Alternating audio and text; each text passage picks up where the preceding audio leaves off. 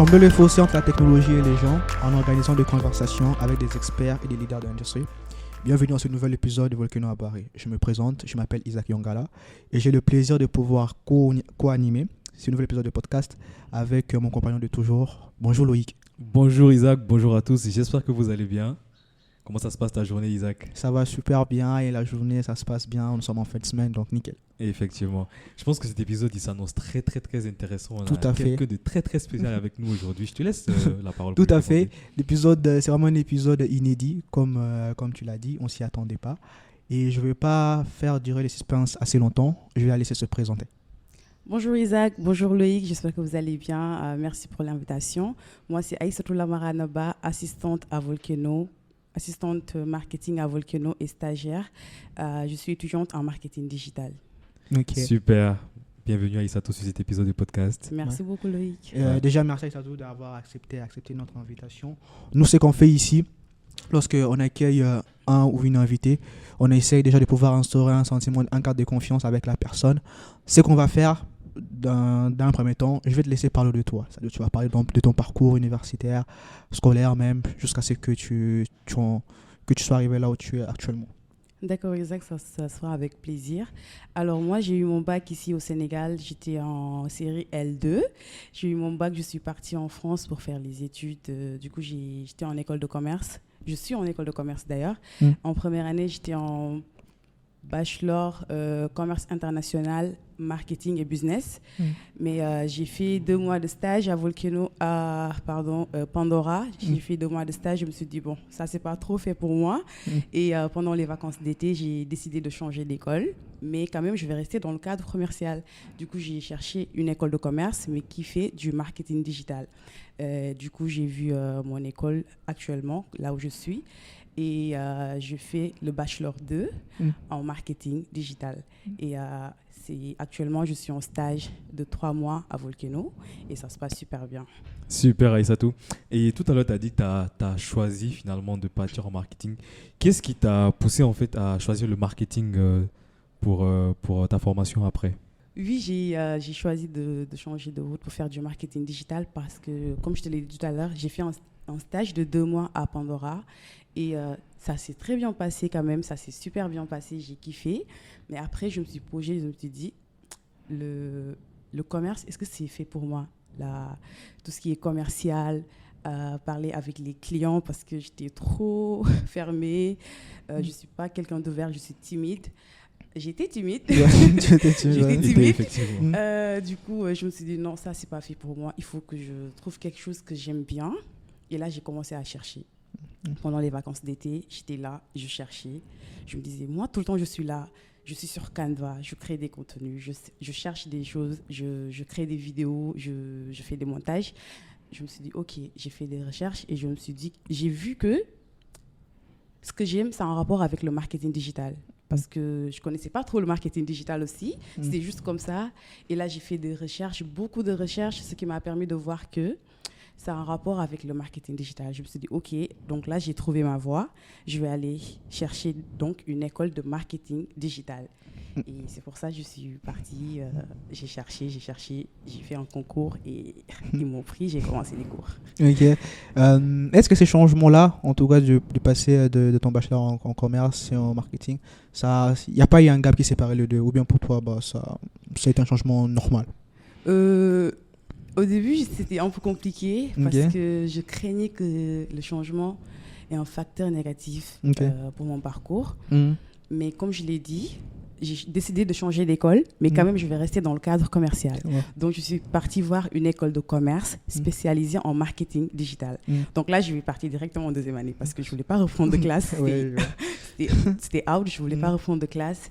Et à l'école, les 2 premiers mois, je devais commencer les cours à Barcelone. Et c'était 100% anglais. Oh my God, c'était compliqué pour moi parce que j'étais là, je me disais déjà, je ne sais pas c'est quoi le marketing digital.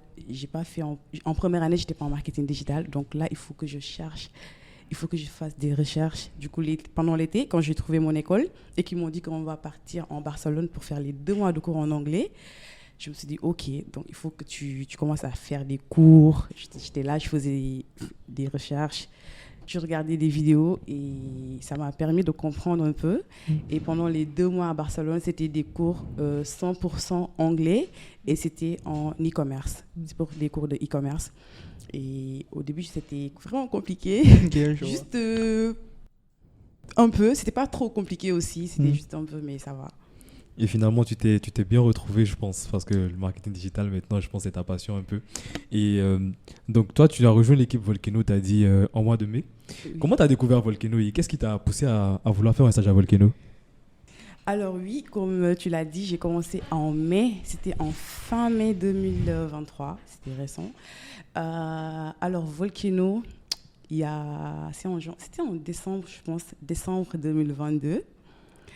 J'étais sur LinkedIn parce que j'avais commencé mes recherches de stage très tôt parce que moi, tout ce que j'avais dans ma tête, c'était trouver un stage. Le stage, c'était en avril, je pense que je devais commencer, mais moi, en novembre, j'avais déjà commencé à chercher mon stage et j'étais là, je cherchais tout le temps. J'étais tout le temps sur LinkedIn pour voir les offres. Et là, un jour, je vois un post de Volcano. Je ne connaissais pas Volcano. J'ai juste liké, je suis passée. J'étais dit, c'est une entreprise sénégalaise, c'est intéressant. Parce que je voyais pas trop les entreprises sénégalaises sur LinkedIn. Je ne connaissais pas aussi. Je voyais que les entreprises européennes, américaines, tout ça. Et là, j'ai vu Volcano. J'ai liké un post. Après, un jour, c'était en janvier, j'ai vu un post de Volcano que j'y ai commenté, d'ailleurs. Okay. C'était un post qui parlait de les 5 choses à savoir sur Volcano en chiffres. Yeah. Je me souviens de ce carrousel. En fait, j'étais en classe et au lieu de suivre le cours, je pense que le cours, je ne sais pas pourquoi, j'étais sur mon téléphone. Et là, j'ai vu le post. J'étais trop concentrée pour mon stage, en fait. Il fallait que je me dise, il faut que je trouve mon stage. Et là, je scrollais sur LinkedIn, j'ai vu le post, j'ai regardé, j'ai tout lu. Je me suis dit, waouh, c'est quelque chose d'intéressant, en fait. C'est une entreprise que, déjà, quand je vois le côté marketing digital, tout ça, je me dis, waouh, c'est trop beau. Du coup, j'ai commenté pour dire que je suis très heureuse de voir une entreprise sénégalaise qui évolue comme ça et tout. Après, 2 mois après, je pense, j'ai vu encore des posts. Mais j'ai continué de suivre Volcano sur LinkedIn parce que je me suis abonnée. Et je suis partie sur leur site internet, j'ai regardé ce qu'ils faisaient et c'était quelque chose qui m'a marqué. Je me suis dit, waouh, j'aime bien parce que après que j'ai fini mon bac, je suis partie en France. Moi, je peux dire que je ne connais pas le monde professionnel au Sénégal parce que je faisais juste lycée, après je suis partie. Donc, je ne sais pas les entreprises, c'est quoi ils font. Je n'ai aucune information de ce qui se passe au Sénégal côté entrepreneurial ou professionnel, à part les études.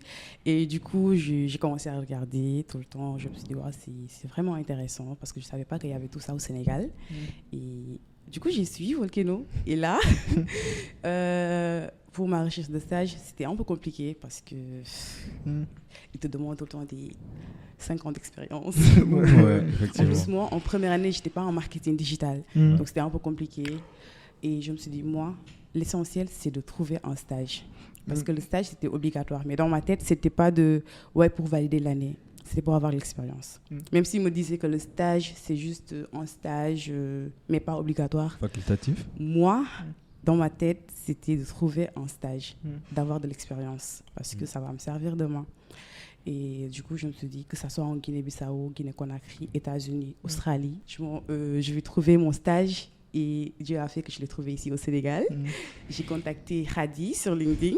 Et, coucou à Hadi. Coucou à Hadi. Et j'ai écrit à Hadi sur LinkedIn parce qu'avant tout, j'ai appelé ma mère pour lui dire que mon stage, je vais chercher, mais pas qu'en France. Parce qu'au début, je me disais, c'était en Île-de-France. Juste Île-de-France. Après, je me suis dit, non, je vais faire France. Et après, je me suis dit, non, partout dans le monde, il faut que je trouve mon stage. Et là, j'ai commencé à chercher. J'ai postulé parfois. J'ai regardé des offres de Canada.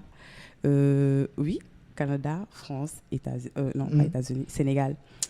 Et là, au Sénégal, déjà, je connaissais que Volcano comme entreprise. Je me suis dit, OK, je ne peux pas juste... si je veux faire un stage au Sénégal, je ne peux pas juste me baser sur Volcano.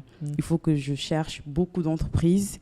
Comme ça, je vais avoir beaucoup d'opportunités. Après, c'est à moi de voir ce que je vais faire.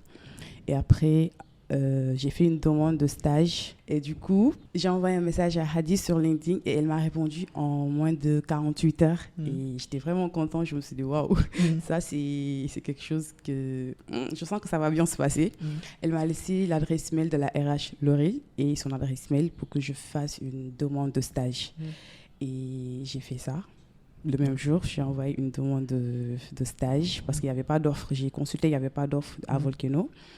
Du coup, j'ai fait une demande et après, ils m'ont dit qu'ils ont reçu, mais je ne savais pas comment ça va se passer parce qu'il n'y avait pas d'offre. Je n'étais pas sûre que je vais avoir ma place. Je vais avoir un poste là-bas. Et après, j'ai continué mes recherches. J'ai regardé, il y a Macan, une entreprise qui s'appelle Macan. Oui. Il y a Cyr et il y a Grazena.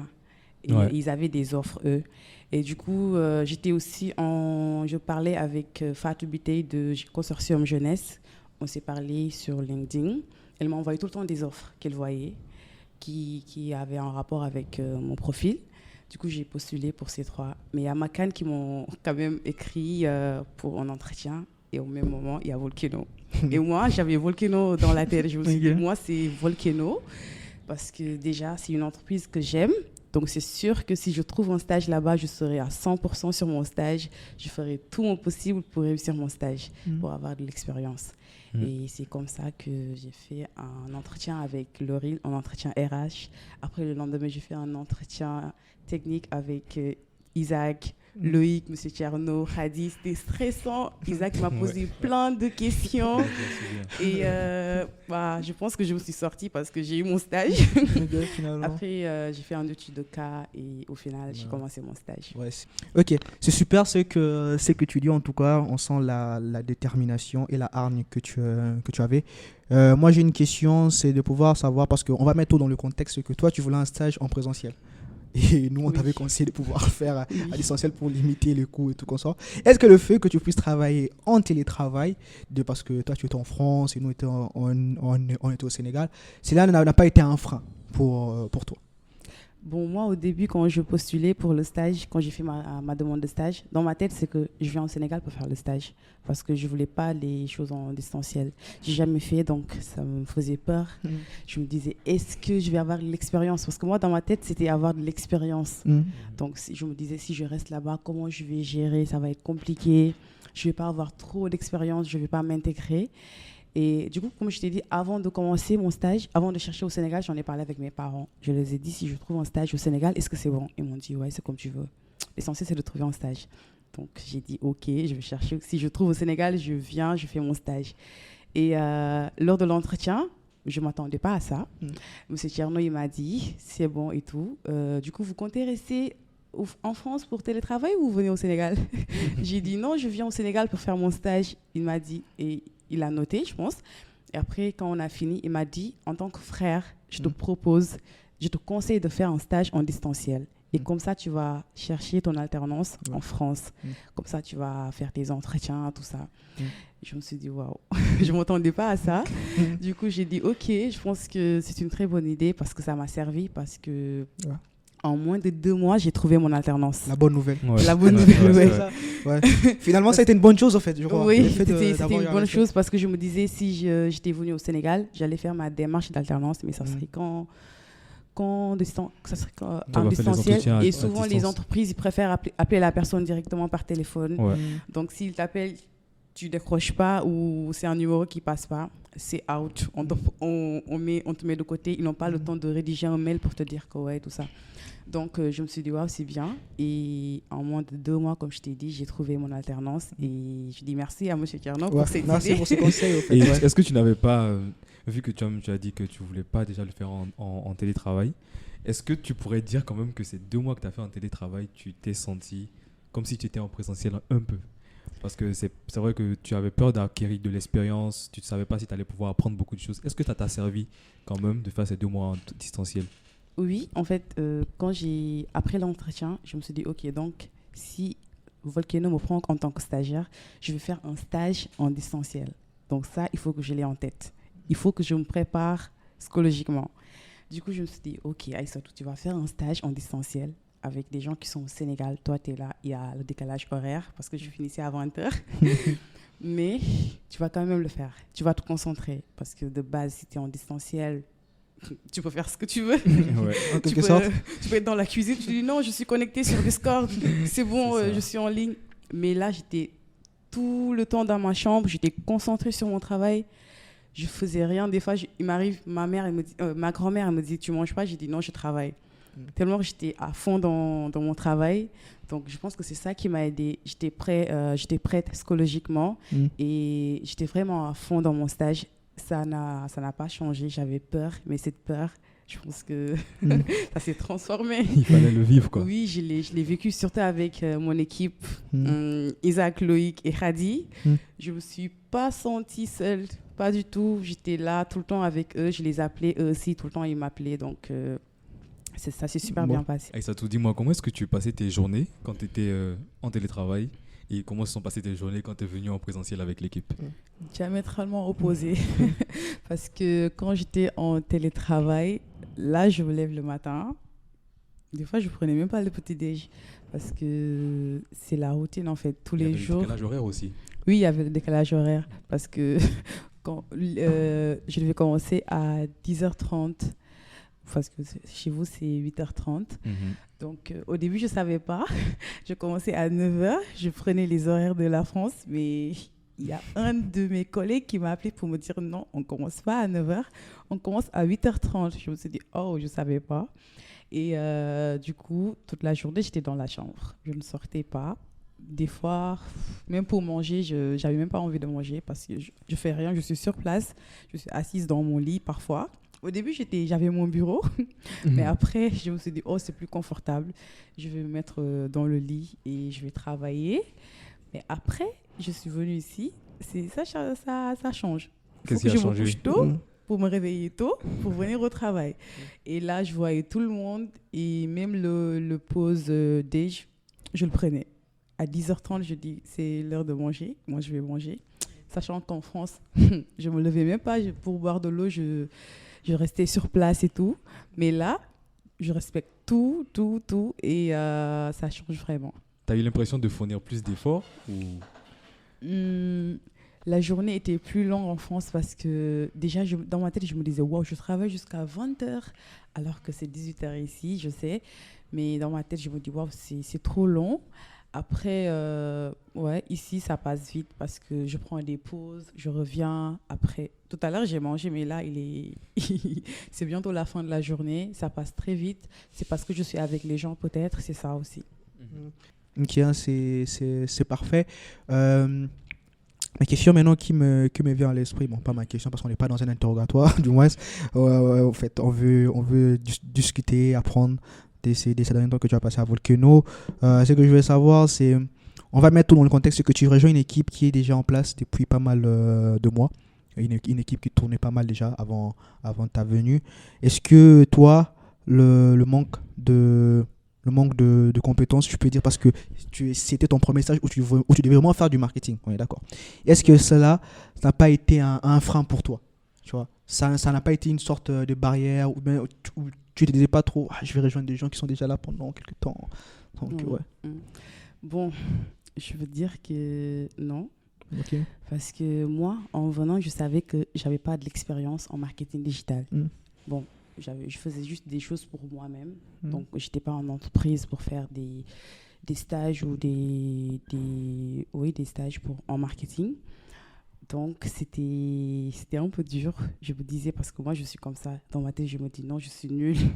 Parce que je trouve des gens qui savent ce qu'ils font, qui ont commencé il y a longtemps, ils maîtrisent le travail, ils maîtrisent le marketing. Quand je vois des descriptions de Loïc, Isaac, ils font ça, je me dis, wow, moi, comment je vais faire ça? Ça va être compliqué. Mais après, je me suis posée, je me suis dit, Aïssatou, tu n'as jamais fait de marketing, tu es là pour apprendre. Donc, tu vas apprendre. Et là, tu vas faire comme Loïc et Isaac, ou même les dépasser. Ouais, tu vois? Ouais.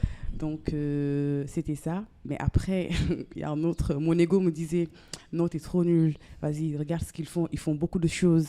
Surtout quand je vois tous les jours, quand vous mettez les posts, les choses que vous allez faire dans la journée, je me dis, waouh, tu vois, ils vont faire tout ça. Et moi, je ne vais rien faire. Genre, moi, c'est pas que je ne vais rien faire, mais Dans ma tête, je me disais, ouais, j'ai pas la capacité de faire ça, je suis incapable de faire ça. Eux, ils étaient en haut et moi, j'étais en bas. Je me disais, non, tu étais incapable de faire ça, tu peux pas faire tout ça. Mais des fois, je me pose, je me dis, non, tu vas apprendre et tu vas faire comme eux. Et tu as appris et tu as fait comme nous. Oui, c'est ça. Et j'ai appris, je fais comme vous. Parce que je fais vos tâches maintenant. Au fait, quand tu es venu à Volcano, comment tu as trouvé au fait, le cadre culturel, c'est-à-dire la culture que l'entreprise promet avec tes collaborateurs, vu que tu étais avec eux en distanciel? Est-ce que au fait, tu as eu la même sorte d'accueil que lorsque tu étais avec eux en distanciel avec tes collaborateurs, les gens que tu as côtoyés? Bon, quand j'ai commencé mon stage et que j'ai su qu'à Volcano, il y avait une vie sociale, je me suis dit, waouh, surtout les vendredis, j'étais là. Tous les jours, j'étais bien, sauf les vendredis, en télétravail, parce que tout le monde est en famille ici, alors que moi, j'étais seule en France. Donc, au début, j'étais là, j'appelais tout le monde pour dire je vois personne et tout. Mais après, je me suis rendu compte que le vendredi, on n'a pas ton temps, en fait. C'est pour la famille. Et toi, tu n'es pas là, on ne te voit pas. Donc, c'est quelque chose que je voulais voir. Et heureusement que j'ai assisté à un vendredi. Et comme par hasard, c'était l'anniversaire des jumeaux. C'était aussi mon anniversaire qu'on avait fêté. Et c'était quelque chose qui était super cool. Et aussi, j'ai assisté au workshop que Ngoné a animé. C'était quelque chose de super intéressant. Donc, En fait, c'est super ce que tu dis, parce que tu mets en avant vraiment l'aspect humain qu'il y a ici, en tout cas dans le groupe Volcano. Est-ce que tu penses, selon toi, que les entreprises, de manière générale, doivent opter pour cette approche-là humaine avec le collaborateur? Oui, je pense que toute entreprise doit adopter cette méthode parce que ça va permettre aux gens de créer des liens à part le travail. Même si vous êtes là le vendredi, c'est un jour de travail, effectivement, mais vous avez juste 1 heure que vous allez passer ensemble, que ça soit pour un workshop ou des jeux, parce qu'ici aussi on organise des jeux le vendredi, ça dépend du vendredi. Et je pense que c'est quelque chose de très important, parce que quand tu rentres le vendredi, tu ne sais pas c'est qui le directeur, tu ne connais pas les employés, c'est qui. Tu vas te dire que c'est une famille. C'est pour ça que je dis tout à l'heure qu'à Volcano, les vendredis, quand j'étais en France, je me disais, oh, là, l'enfant exclu de la famille. Je ne fais pas partie de la famille parce que tout le monde est en famille. Tu viens, c'est une maison, il y a tout le monde qui est là, il y a les frères, il y a les sœurs. Tu ne reconnais pas, tu ne connais même pas c'est qui le papa. Donc, je pense que chaque entreprise doit adapter cette méthode. Tu as passé 3 mois avec nous, parce que là, tu es vers la fin de ton stage. Oui, tu as été, au fait, au centre de plusieurs projets. Tu as eu à travailler sur des projets parce que dès tes débuts, on a eu à pouvoir te mettre dans le bain directement. Quel est le projet qui t'a le plus marqué? Alors, je pense que tu vas dire les projets parce qu'à Volcano, tous les jours, je suis marquée. Déjà, il y a le Kokutana que tout le monde connaît. Ce Kokutana. Au début, quand je voyais le Kokutana, avant d'intégrer Volcano, je me disais, waouh, ça va être un grand événement. Et surtout quand je me suis dit que je vais aller au Sénégal pour faire mon stage, j'étais contente parce que je vais assister au Volcano. Le 8 juillet, c'était le grand jour. Donc, après, je me suis dit, oh, c'est en télétravail, c'est pas grave. Et mon stage, je devais faire la prospection. Je devais appeler les incubateurs. Donc, j'étais pas trop dans la partie Kokutana. J'étais un peu déçue quand même. Mais quand Isaac et Loïc ont commencé à m'intégrer dans le Kokutana, j'étais super contente. C'était comme une gamine. J'étais trop heureuse. Et du coup, je gérais la partie TikTok. On m'appelait Miss TikTok, comme Maudo m'appelle. À chaque fois, quand je parle dans le daily pour parler de TikTok, il m'écrit pour me dire Miss TikTok. Donc, le jour du Kokutana, j'étais triste. Parce que j'étais là, je me disais, wow. Il y avait Aïssatou Badiane, ma collègue designer. Elle était là, elle mettait des stories. Je me disais, wow, tout ça. Et moi, je ne suis pas présente. Il y avait du monde, je voyais des stories parce que je gérais un peu le compte Instagram du Kokutana. Je voyais les posts des gens qui taguaient le Kokutana. Je me disais, waouh, il y avait tout ça. Mais quand même, j'étais super contente de savoir que l'événement a réussi. Parce que quand j'ai commencé à voir les vidéos, j'ai vu qu'il y avait beaucoup de monde. des gens qui prenaient des snaps, qui mettaient sur les réseaux lors du Kokotana. Je me dis, waouh, c'est une réussite. C'est vraiment une réussite. Donc, ça m'a fait oublier que je n'étais pas présente. Ça a été un grand événement qui nous a marqués. Et c'était un grand plaisir de travailler, de travailler pour le projet Kokotana. Et il y a eu aussi le projet Easy Market qui arrive bientôt dans le marché. Et vous allez voir c'est quoi. Ça va être quelque chose de chaud. Vous n'allez même pas vous attendre à ça. Effectivement. Et durant ces 3 mois, quel est le souvenir ou tes 2 souvenirs que tu sais que tu vas garder avec toi pendant toute ta vie, que tu vas chérir parce que c'est des souvenirs qui t'ont marqué? Les souvenirs, j'en ai beaucoup, mais je peux dire que les souvenirs que je vais vraiment garder, c'est quand je suis venue travailler sur place. Sur place, parce que c'était pas programmé. Je devais passer pendant les 3 mois en France, je devais pas venir. Et là, d'un coup, il y a toute la famille qui dit, nous, on part au Sénégal. Je dis quoi? Moi aussi, je vais au Sénégal. je vais avoir la chance de rencontrer mon équipe et toute l'équipe Volcano, d'ailleurs. Et il y avait d'autres souvenirs en France, mais dès que j'ai mis les pieds au Sénégal, j'ai tout oublié. Je suis désolée, mais j'ai tout oublié. Donc, les souvenirs que j'ai, c'est le premier jour quand je suis venue travailler avec mon équipe Isaac Loïc. Ça s'est super bien passé. C'est comme si on avait passé tous les 3 mois ensemble. On a travaillé ensemble. Ça s'est super bien passé. C'était fluide et on a bien travaillé, on a bien bossé. Et c'est ce qui m'a le plus marqué. Vraiment. C'est parfait. En tout cas, plaisir de t'avoir rencontré en vrai aussi. Ma question, c'est de pouvoir savoir quelles sont aujourd'hui ou quelle est la compétence que tu as acquérir durant ces 3 derniers mois, en fait. Une compétence vraiment clé dans ton métier. Ça peut être personnel ou professionnel, du moins. Tu as pu acquérir durant ces 3 derniers mois. Les compétences que j'ai acquises lors de ce stage, c'est tout ce que j'ai appris. Parce que c'est comme si c'était ma première année d'études. Tu vois, quand tu vas en première année, tu vas apprendre, tout ce que tu vas apprendre, ça va être des choses nouvelles. Donc, tout ce que j'ai appris, que ce soit la stratégie marketing, calendrier éditorial, les posts, les descriptions, tout, parce que je ne vais pas tout citer quand même. Okay. Donc, ça a été de nouvelles expériences qui vont me servir, qui m'ont servi. Et je suis fière parce que c'était l'objectif. Quand je cherchais mon stage, l'objectif c'était d'apprendre, d'avoir de l'expérience. Et là, je suis contente. J'ai acquis les expériences qu'il faut là pour le stage parce que je ne vais pas me limiter que sur ça. Je vais continuer à chercher. Mais quand même, j'ai beaucoup appris parce que j'ai dépassé les limites. Okay. Normalement, je ne devais pas faire tout ce que je fais aujourd'hui parce que sur le contrat, il y avait des choses que je devais faire. Mais je ne me suis pas arrêtée que sur ça. Vous m'avez intégrée, j'ai fait beaucoup de choses et ça va me servir en fait. Et y a-t-il des domaines spécifiques que tu espères explorer? Je ne sais pas, d'autres secteurs d'activité, d'autres types d'entreprises que tu espères explorer au cours de ton cursus? Pour faire des stages ou... Stage d'alternance et même potentiellement des CDI. Oui, il y a des entreprises que je vise. Par exemple, quand je cherchais mon stage, il y a ces entreprises, tout le temps, j'envoyais des offres, même si vous m'envoyez des refus. Le lendemain, je vois une nouvelle offre, je postule aussi. Ouais. Et c'est peut-être parce que je n'avais pas d'expérience en marketing digital, mais un jour, je vais essayer de...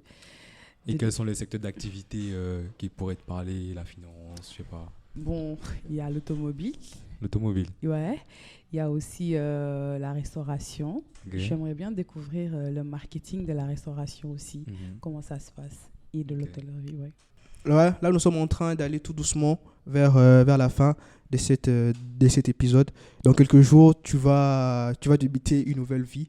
En tout cas, nous, ça a été un réel plaisir d'avoir à t'accompagner durant ces 3 derniers mois de ton stage. Bon, tu sais déjà tout le bien qu'on pense de toi. Effectivement. Ce que je vais te demander, c'est qu'est-ce qu'on peut te souhaiter pour la suite? Quelles sont les bonnes choses qu'on peut te souhaiter?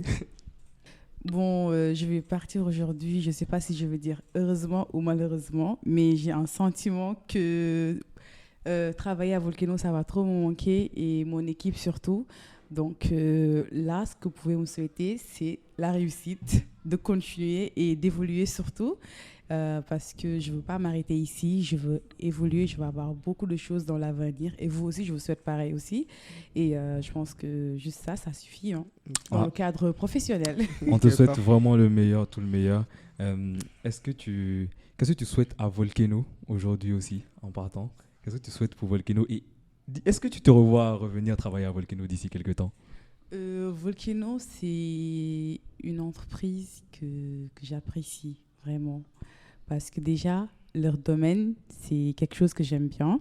Donc, peut-être que je vais parler parce que j'aime Volcano, mais ce n'est pas que pour ça. C'est une entreprise qui développe, qui ont déjà développé, mais qui continue de développer. Parce qu'aujourd'hui, quand on dit Kukutana, tout le monde connaît Kukutana. Donc, forcément, c'est Volcano. Il y a Volcano derrière. Il y a les équipes derrière. Il y a les travailleurs. Donc, je pense qu'ils vont continuer à développer. Vous allez continuer à développer. Et peut-être qu'un jour, je vais revenir encore pour qu'on développe ensemble. Ah oui, on l'espère. On l'espère vivement. On l'espère du moins. Quel est ton mot de la fin?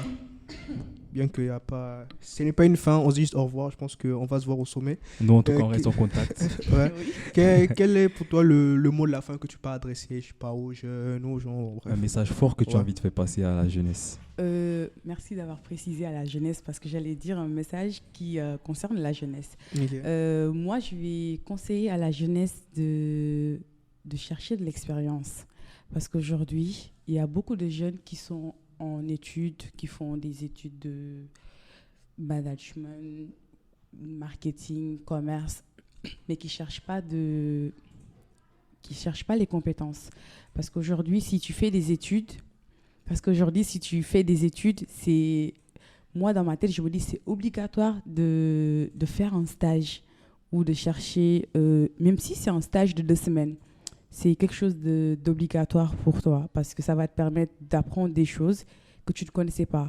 Ok, on est là en classe, on apprend des choses, on connaît des choses dans notre tête, mais il faut quand même essayer de pratiquer. Ça va nous servir. Il ne faut pas négliger les stages. Il ne faut pas négliger les stages parce que je connais quelqu'un qui m'a parlé un peu de son parcours.